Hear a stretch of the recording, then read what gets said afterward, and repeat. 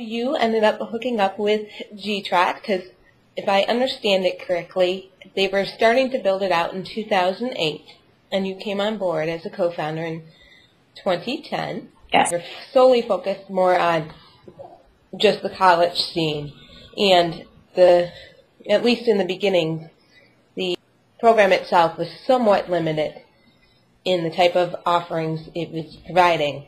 And now you guys just introduced a new Gtrot deals and received some major funding, and you have really helped take them to the next level. You guys are exploding. Yeah, it's been quite a ride.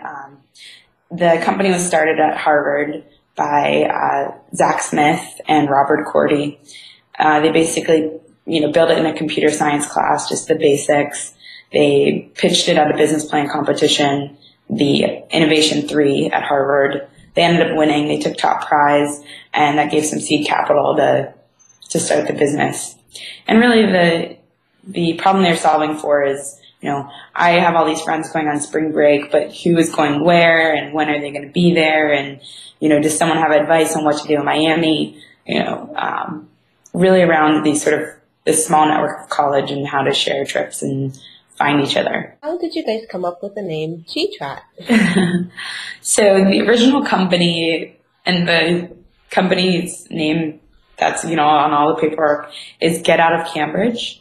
Okay. So since the company started at Harvard, the mission was to get students out of Cambridge, which is where Harvard is located. So I think they had the domain names, get out of New York City, get out of Cambridge, get out of all these sort of top places. And while going through and buying sort of domains, one of them they bought was Gtrot. And it's, a form of Globetrotter, but it's shortened. And it kind of just stuck, with people and users. And, some people say Gtrot, or, there's always funky capitalization and writing, but it's kind of funny because a 5-letter domain name is such a rare thing these days that it's kind of something we really held on to. So the website was in existence. It was working. It was really trying to help college students connect with one another around these sort of trips like spring break. Meanwhile, I was at American Express, and I knew that I always wanted to start my own thing, and it was a matter of sort of what I wanted to do. And I spent a lot of time thinking about, what's important to me, what do I want to focus on. And, I don't know why it wasn't more apparent earlier, but travel has always been a big part of my life, and it's always been something I've been super passionate about, and I could talk all day about it. So I'm like, okay, how do I blend, this geeky interest in technology and the internet with this love of travel? So I drew up a business plan of this sort of social travel site I wanted to create, with integration with Foursquare and Facebook and Twitter, and making it really easy to find other people and find advice. So I drew this up, and then I did some due diligence on sort of what existed in the marketplace that was already doing this. And I think I vetted through maybe 200 travel startups, sign up, all sort of look through basically anything I can get my hands on. And I narrowed it down to about 20 that were kind of really aligned with kind of what I was looking to do, geographic wise. They're on the East Coast. I knew I kind of want to stay in a city on the East Coast.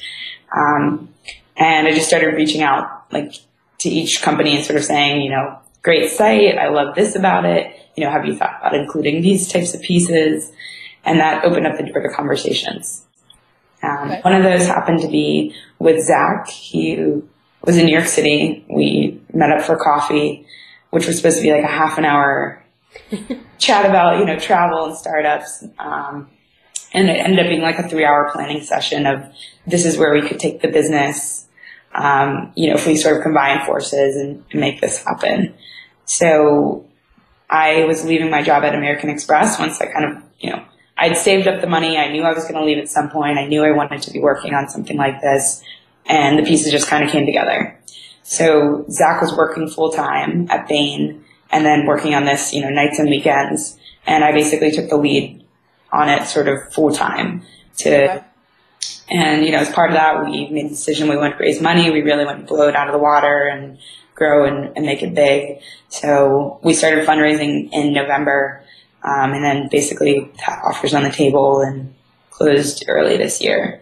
So once we sort of knew the money was going to be in the bank, Zach left Bain, and we've just been building the company ever since. The core focus is travel sharing, and there's a lot of great big players out there that do flight bookings and hotel bookings very well. And we didn't want to stop people from sharing their trip because they didn't book through us. So instead, we built out itinerary parsing technology. So it's similar to what TripIt does. You can forward your trip to us, and automatically you'll get back social contacts around your trip. Which friends are going to be there, who lives there, who you can get advice from.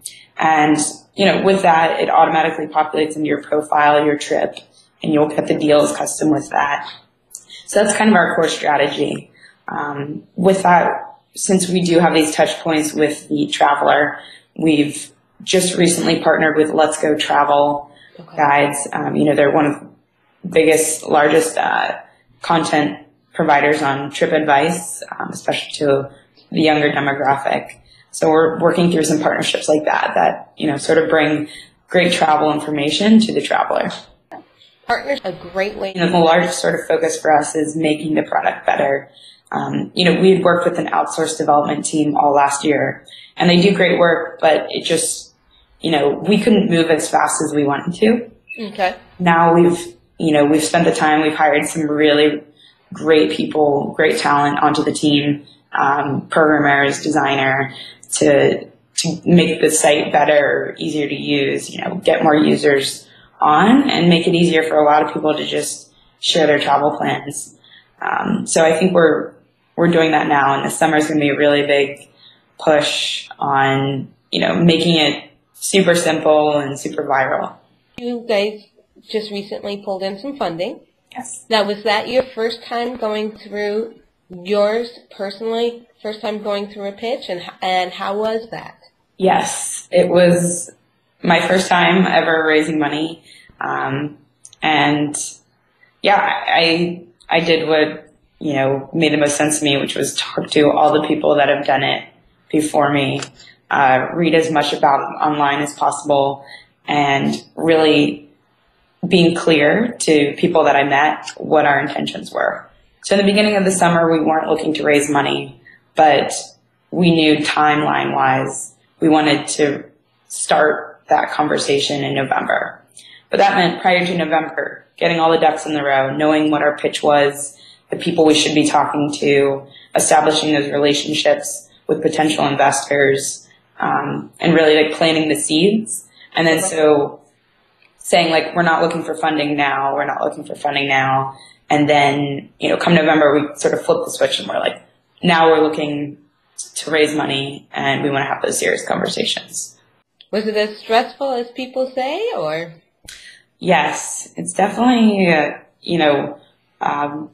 an up and down sort of thing. Even as quickly as I think ours took, you read these stories about, one day the offer's on the table and then the next day something changes and it doesn't happen, or they come back or they drop out. And, people say don't trust it until the money is in the bank. Until that check is in the bank, you can't be completely confident in it, no matter who the investors are type thing. So yes, it was definitely stressful, going through that day to day of sort of are we good? Are we set? Can we start building? Or, and it really takes your focus off the day to day during that time period. It's like a full-time job, raising money. Yeah. Tell us a little bit more about the Gtrot deals. So how is that going? Yeah, it's been going great. I think one of the coolest things about being in a startup is you can sort of have these ideas and then it's a matter of, let's test it, let's build it, put it out in the marketplace. So we originally tested deals, in anticipation of sort of, spring break, South by Southwest. We had a lot of people sharing travel plans in mid-March. So we built a very minimum viable product, with that sort of manually sending out deals every morning to make sure that, is this something worth investing the time and the money to build out the technology? So we tested it out. We saw great response rates. I think people like saving money when they travel. So being able to get something custom in your inbox that is curated. So you might not care about laser hair removal when you're going on a trip to New York City, but if you can save $20 on a dinner reservation, or you can save money on a bus tour, it really makes a lot of sense. And all those deals were in existence. They're just really hard to find unless you subscribe to all of these cities and then unsubscribe once you come back. So we basically take all that manual out of the process and serve you up the best deals right before your trip, right when you're thinking about what you're going to do. And, as soon as you are done with your trip, you're not going to get another email about sort of deals for that city. How are you guys monetizing? What's your revenue streams then at this point? Yeah, so right now, deals is a part of the monetization strategy. We're, fortunately in the stage of the business where we get to test really cool ideas. So we have some more stuff coming up. Because basically we know who people are, where they're going to be, and when they're going to be there. And so there's a ton of just, different mechanisms that we can use to kind of target that audience and sort of say like, okay, well, we know you're going to be in New York City next week for 3 days and you're going with these number of friends. Like, here's the long list of services that could potentially be relevant and really get super targeted. Cool. Okay, so you said those are in the next few months. So you got, maybe 2 or 3 more surprises for us before the end of the year? Yes, hopefully. At the end of May, actually the product is going to look really different than it does now. Functionality, but just a lot better put together. We kind of got the Rockstar team working on it. And then, over the course of the summer, there's a lot more sort of innovation that we want to push. And, we've had a lot of great time listening to users and sort of piloting some different ideas to them. So being able to really take those out into the wild. What your advice is for women who, may be starting out, who may or may not know the tech side. Okay, so advice for women looking to get in the tech world, I think one of the biggest things for me was I was reading, when I was full-time at American Express, I was reading 10 to 50 articles a day related to tech, TechCrunch, Mashable, GigaOM, those are the places for that type of information. The better, educated you can be about what's going on, I think is important for any industry that you're in. So sort of knowing the lay of the land, figuring it out. And then from there, getting a lot of advice from people, not being afraid to sort of send a tweet, send an email saying, I love your product, or I'm really interested how you got this done. A lot of people are helpful and want to help, men and women want to help men and women be successful and join this industry that we're all so passionate about. So don't be afraid to open up and get lots of advice and, grow a little bit of thick skin, because some people will say your idea sucks and other people will love it, and, take the good and leave the bad. Thank you for speaking with us, and it's been a pleasure. And I wish you guys continued success, and I'm looking forward to seeing what some of the new features are going to be as you guys keep rolling out. Great. Thanks so much for having me. This was wonderful. Take care. Thanks. You too. Bye.